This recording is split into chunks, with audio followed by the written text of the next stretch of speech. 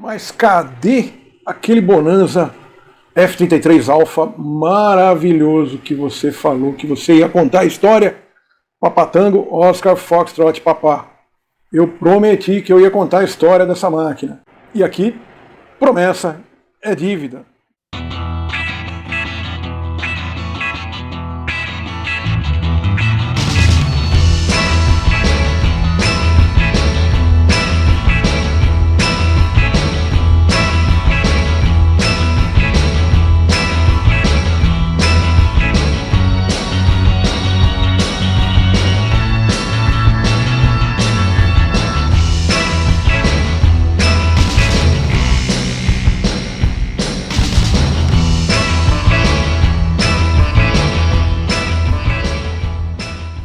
Então, moçada, acho que todos os empregos que eu tive na minha carreira como piloto, e eu tenho mais de 30 anos trabalhando com aviação geral, né? Trabalhei praticamente minha vida inteira com aviação geral. A parte de pilotagem, a parte do voo, normalmente ela é um resultado de um certo gerenciamento que você faz da aeronave, acompanha as manutenções e sempre aconselha o proprietário a fazer aquelas modificações que o avião está precisando, né? E a aviação muda muito rápido. Você tem que sempre achar a melhor opção, tanto na manutenção quanto nos upgrades que você vai fazendo, para que aquele avião desempenhe a função na aviação executiva, por exemplo, né? E tudo isso que eu aprendi durante a carreira, lá por volta de 2018, eu resolvi colocar em prática para terceiros. E foi aí que eu criei a Scout Aero, assessoria aeronáutica, onde eu tento prestar um tipo de assessoria do jeito que eu acho que tem que ser. Porque eu acredito que para você assessorar alguém, você tem que saber o que você está fazendo. Você tem que conhecer aquilo que você está vendendo, senão você não está assessorando. Porque, afinal de contas, eu também sou piloto, então a responsabilidade é sempre maior, né? E a responsabilidade é enorme quando você trabalha com um amigo. E eu sempre assessoro amigos. E, assim, como piloto e fazendo negócios com gente que a gente conhece, com gente que tem os mesmos princípios nossos, essa história do nome a zelar, né, ela fica muito mais importante. A história do Papatango Oscar Fox Papá, assim, eu acho que é o que mais exemplifica o trabalho que a gente gosta de fazer com assessoria aeronáutica. No caso do Oscar Fox Papá, eu assessorei um amigo meu na compra do avião, eu demonstrei o avião, eu realmente entendi que aquele avião tinha um potencial muito bom, consegui passar isso para o meu grande amigo que comprou a aeronave, acompanhei a pré-compra, a gente resolveu todos os pepinos da pré-compra, ou o máximo que deu para resolver, porque pré-compra, como já disse aqui em outro vídeo, não é para melar negócio, né? Pré-compra, quando mela negócio, é porque a coisa está muito feia, né? A assessoria foi muito mal feita, né? Quando a pré-compra mela o negócio. Você está vendendo alguma coisa que você realmente não tem ideia de como está, né? Qual que é a situação daquilo. Enfim, acompanhei a pré-compra, o negócio foi fechado, eu entreguei a aeronave, nós fizemos uns voos, não foi necessário dar duplo em ninguém, que os dois pilotos para quem eu entreguei o avião, um deles o proprietário, o outro o piloto que voa para ele quando ele não pode voar, né? Já eram proficientes em bonanzas, né? E são caras que voam bem, que realmente sabem pilotar um avião. Então não tive nenhum tipo de problema com isso. E o avião foi entregue, eles voaram no final do ano passado inteirinho, sentiram, entenderam o que era aquele F-33 Alpha, né? O Bonanza, né? Ex-Debonair, né? E aí aconteceu que, como já tinha sido dito, se eu comprar esse avião, eu vou fazer um belo do upgrade nele, né? De painel, né? A princípio era de painel. Depois resolveu fazer o interior também, né? Não precisava, o interior dele estava bonito e tal, mas agora vai ficar muito mais bonito. E o painel, né? Que vai ser a grande vedete da história. Eu, particularmente, tenho um grande interesse nessa parte de upgrades de painel e aviônicos e tal, principalmente os da Garmin, né? A Garmin não tem como. Existem outros equipamentos muito bons e tal, mas eu penso que a Garmin é a Apple, né? Da aviação. Vamos começar a contar essa história. Senta, que lá vem ela. Então, esse foi o primeiro contato que eu tive com o Papatango Oscar Fox Papa. Estava aqui do lado de casa, aqui em Americana, e estava à venda. E esse vídeo eu fiz para o meu grande amigo Samuel, que é o atual proprietário do Oscar Fox Papa. A gente fazendo aí um walk around no Bonanza, verificando aí as folgas de compensador, verificando quanto a corrosão, né, na superfície de comando. A superfície de comando do Oscar Fox Papa já não tem esse problema de corrosão. Ele é 1988, né? Os bits mais antigos, ali início da década de 70, alguma coisa assim, é bom prestar atenção porque a superfície de comando, profundor e ailerons, eles eram de magnésio, que forma aquele tipo de corrosão que o pessoal chama de worm path, né? É o caminho de minhoca por baixo da pintura, né? E aquilo tem que ser tratado, mas os 36 Barons, a partir aí da final da década de 70, já não tinham mais a superfície de comando de magnésio.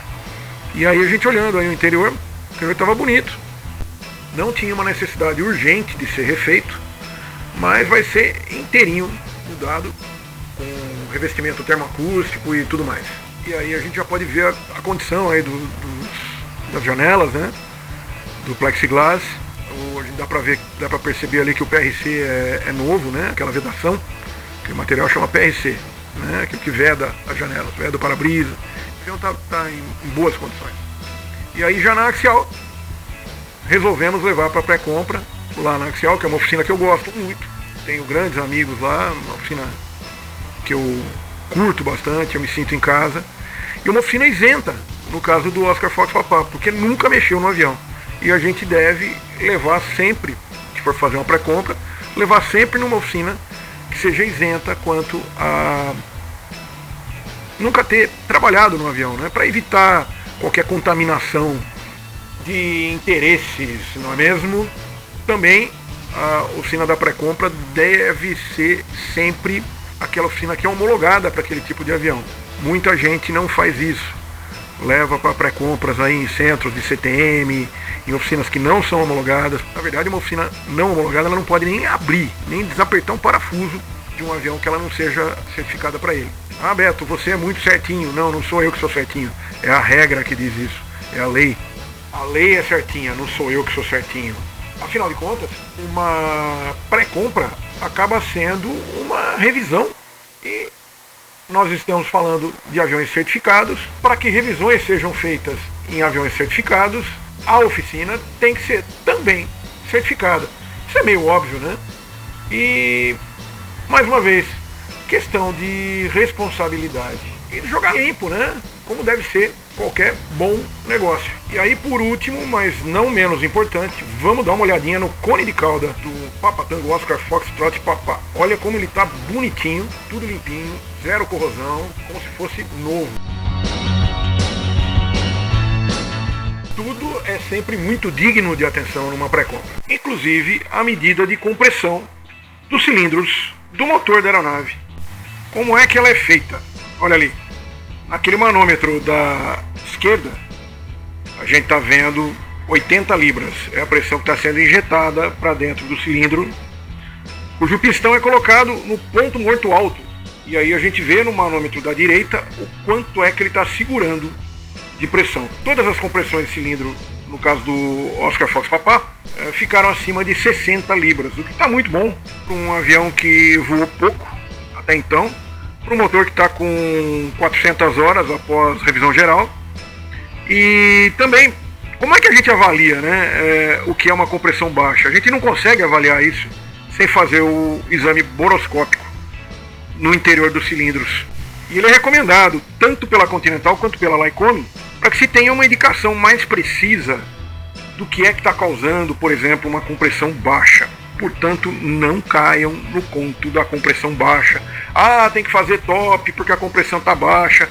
Não caiam nesse conto até que se faça um exame boroscópico.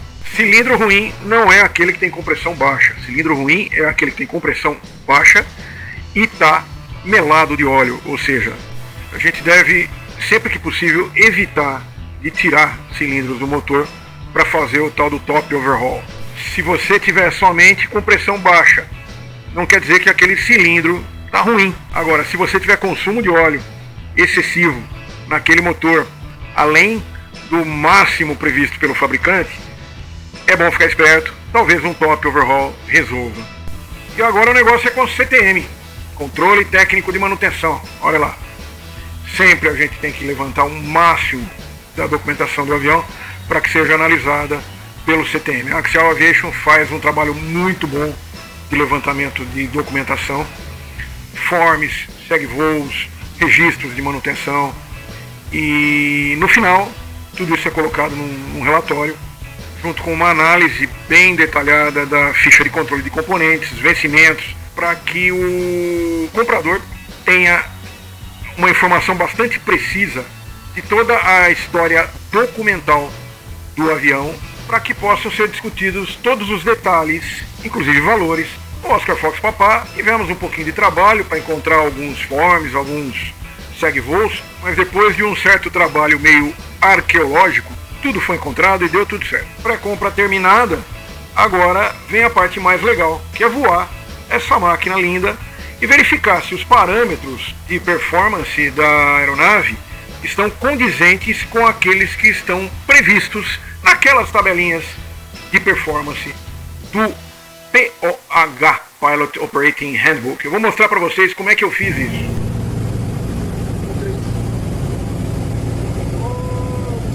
Há uns anos atrás, até muitos anos atrás, eu tive a oportunidade de pilotar aquele avião anfíbio de alta performance, de material composto, o Seawind.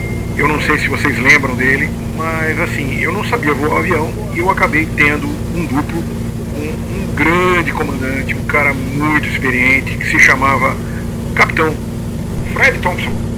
Então, ele é canadense e ele veio para cá para checar se aquele avião ele estava de acordo com os parâmetros de construção e também de acordo com os números de performance. Ele me ensinou uma coisa muito legal que eu nunca tinha parado para pensar, nunca imaginei que pudesse ser daquela forma. Como é que a gente ia calcular a TAS do Seawind? O avião ele tinha um GPS, um Garmin 150, se eu não me engano, de painel, e eu só tinha indicação de ground speed, indicação de velocidade indicada, obviamente, e ground speed. Como tudo na vida, a gente tem que aprender com quem sabe mais do que a gente, né? Para não se meter em fria, com quem realmente sabe mais do que a gente. Então, foi que eu decolei com o Sr. Fred e a gente subiu aqui em cima de Americana, lá para uns 5.000 pés, e a gente começou a voar na Rosa dos Ventos. E a cada perna de 3 ou 4 minutos, voando norte-sul, leste-oeste, com 2 ou 3 ajustes de potência de cruzeiro, eu ia anotando as ground speeds. Aí o que aconteceu? Depois que a gente pousou, a gente tirou uma média dessas ground speeds, considerando a OAT, a temperatura do ar externo, e comparamos com as tabelas de performance do fabricante, do Seawind. E os números de TAS, de True Airspeed, ou seja, velocidade aerodinâmica, se aproximavam muito. Quer dizer, o avião foi bem construído, o motor estava rendendo aquilo que tinha que render, a voo estava dentro do que se esperava dele. Por que não fazer a mesma coisa com o Bonanza, né? E, por incrível que pareça, os números se aproximaram muito daquelas tabelinhas de performance do POH do Bonanza F33 para essa altitude, para essa temperatura externa. Chegamos em valores bem aproximados de TAS. Enfim, é assim que a gente faz quando a gente tem um avião que não tem um ADC, um Air Data Computer, que já te dá a tua True Airspeed prontinha ali, né? E a gente quer saber se esse avião está cumprindo com as expectativas de tabela de performance, aquelas que estão nos manuais de operação, que o pessoal raramente consulta. E como é que é a aproximação e o pouso do Bonanza F33 Alpha? Para variar, aqueles numerinhos mágicos, 16 polegadas, flap approach, ele vai estabilizar ali com 120 nós. A hora que você colocar trem embaixo, o trem embaixo vai provocar um pitch down, você vai manter os mesmos 120 nós. Ali no comecinho da faixa branca, prontinho para o full flap, 13 polegadas, hélice à frente, e ele vai praticamente ir sozinho para os 80 nós na curta final para o power approach. E o pouso é aquele pouso colocadinho, muito fácil de pousar, muito tranquilo.